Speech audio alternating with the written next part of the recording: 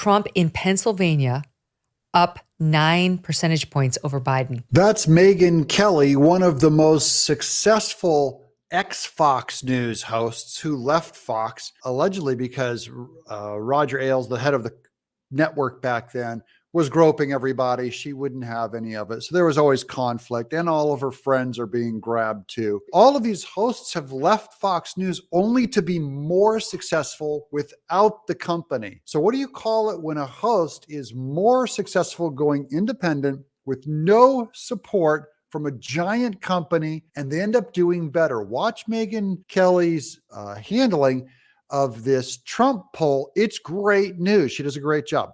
9 in Pennsylvania, which Biden won the last time. Then let's go over to Michigan, a poll out of Marketing Resource Group. They are showing Trump up 7 in Michigan over Biden. Now, that's just 2 swing states, and I pointed out that the polls have a couple of weaknesses to them, but that's amazing news for Trump as of today. Not only is he crushing everybody in the GOP field now, I mean, up 9 in Pennsylvania, guys. So this is great news for Trump, but it's also great news for Megyn Kelly. And we're going to show a few of the independent people who have left Fox News, now are on their own, but these are podcasters. Some of them haven't left Fox News. Some of them are just, they were never an employee, but they may have been a consultant on Fox News. And by the way, I'm also an independent news guy. I'm Doug. Welcome to Exile. This is where the happy people are. He is really, really strong right now, and he only seems to be gaining steam.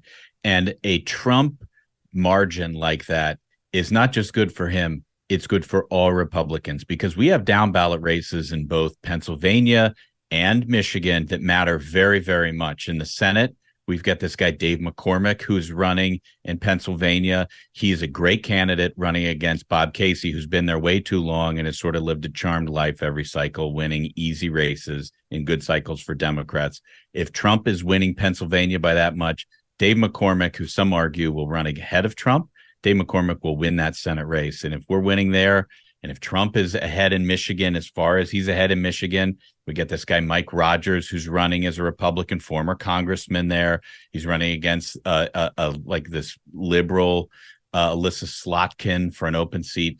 Trump is leading in Michigan. We're going to win the Senate race in Michigan. So a big Trump lead, if he can sustain it, which I think these guys will poke holes in.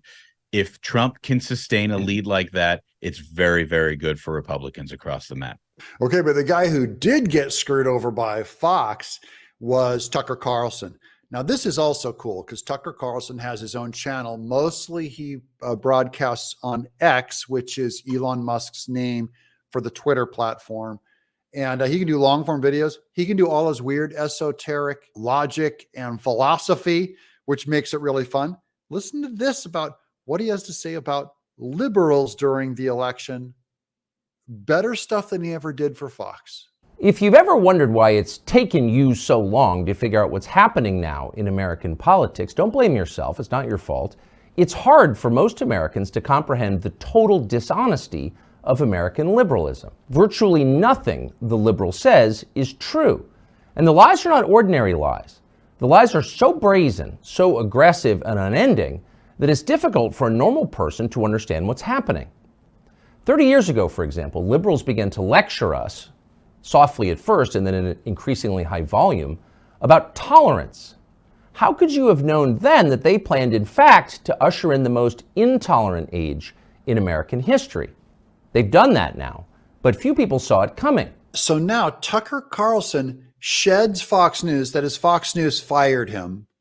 And without that giant skyscraper of a company in New York, without all their cameras and satellites and billions and his salary, his millions of dollars and all of that networking, without that, his show does up to 3 times better, sometimes more than that, but on average, 3 times more views on X. And he has a bigger following than he ever had on Fox News.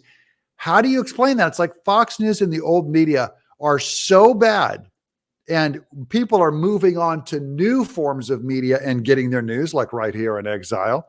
that they're just being left in the dust. By the way, I've been in mass media since 1990. I worked on cartoons, video games, comic books. I have a 30-year career animating, creating characters that have been some of the most successful ones in video games, etc. And far more people watch this show than have ever watched my other stuff. So what's going on? Liberals are now telling us they plan to protect American democracy. And that's the clearest possible sign that they intend to end it. 13 months from this week, the United States will hold a national election. In a democracy, citizens can vote for the candidate of their choice. That's not just a feature, it's the defining fact of the electoral system. The people rule. They can send anyone they want to Washington because they're in charge.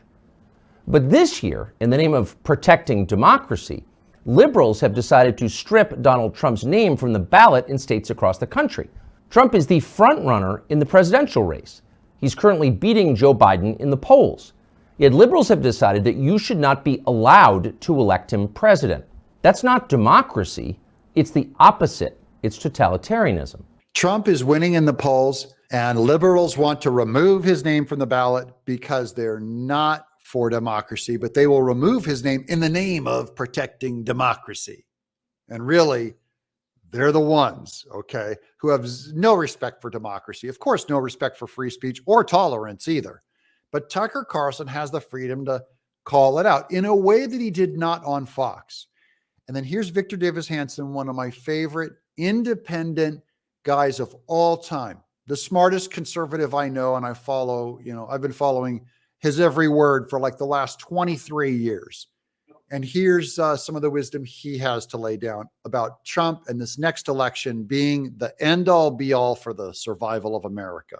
Here's Victor Davis Hansen, independent. And so there are legitimate efforts to rectify and stop this madness.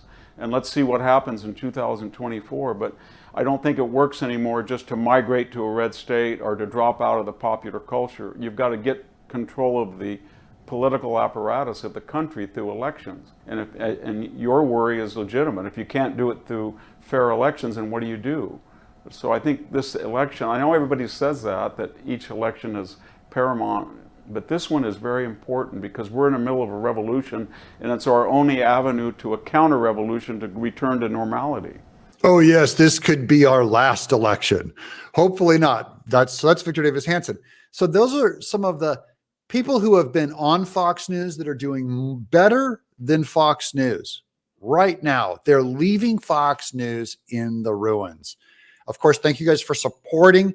Let me know who you guys think will be the next person to get canned or quit Fox News. Make your predictions in the comments below. Jesse Waters, maybe? Greg Gutfeld? I'm Doug in Exile.